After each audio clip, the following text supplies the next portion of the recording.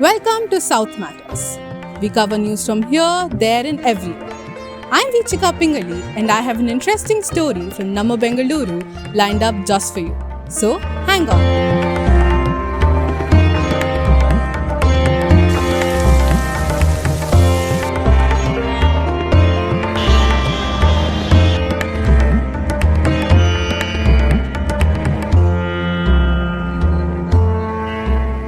Welcome back. The lakes in Bengaluru are dying. Rapid encroachment and pollution continue to destroy our precious water bodies. The government says they're rejuvenating the lakes. The BBMP says they're cleaning the lakes. But what is the situation on ground? South Matters finds out. This is the famous Kothanur Lake, part of a network of similar water bodies in the city. A man-made freshwater lake, Kothanur was once home to a variety of fishes and a resort for many migratory birds. It's now just a septic tank, more in the news for its fish kills and its polluted waters. So how did the lake come to such a pass? The major problem is encroachment. Okay, so with the encroachment, it's not mere encroachment followed by huge constructions. Okay, these primary sewage are always let into the major inlet of the lakes. Okay, that is how the entire lake got polluted. There are lakes which have industrial pollutants. There are lakes which have both industrial and domestic pollutants. This one, like many other lakes in the city, has domestic pollutants only. And such lakes could perhaps be saved first. The government says it has already set its rejuvenation plan in motion. About the existing water being cleaned, I think it's a big zero. No organized procedure to treat the water for this lake. This is the Sarakki Lake, about 3 kilometers from the Kothanur Lake. A sewage treatment plant has now been set up here.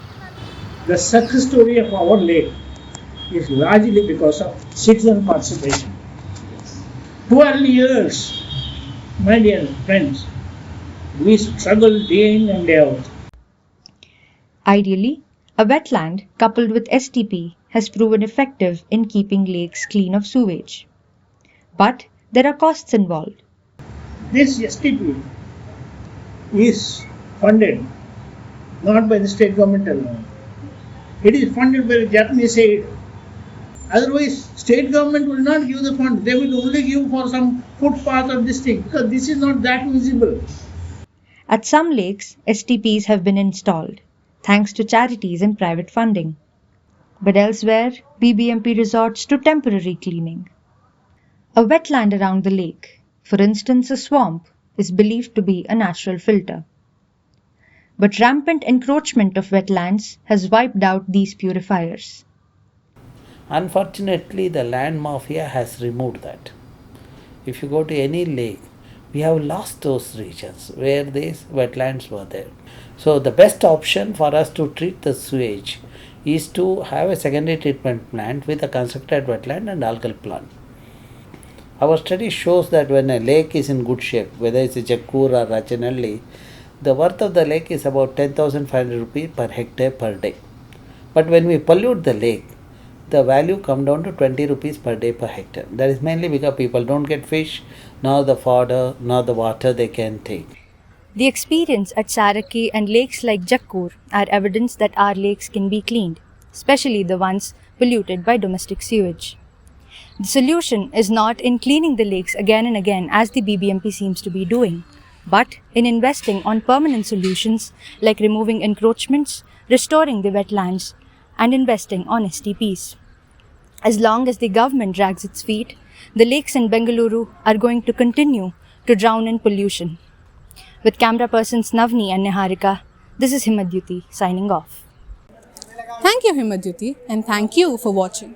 We are a small channel with no resources, but we are free from all pressures. So if you have any story you want us to cover, let us know. And if you have any comments, good or bad, write to us. Until we find another interesting story, Sat Sri Akal, Alvida and Namaskar.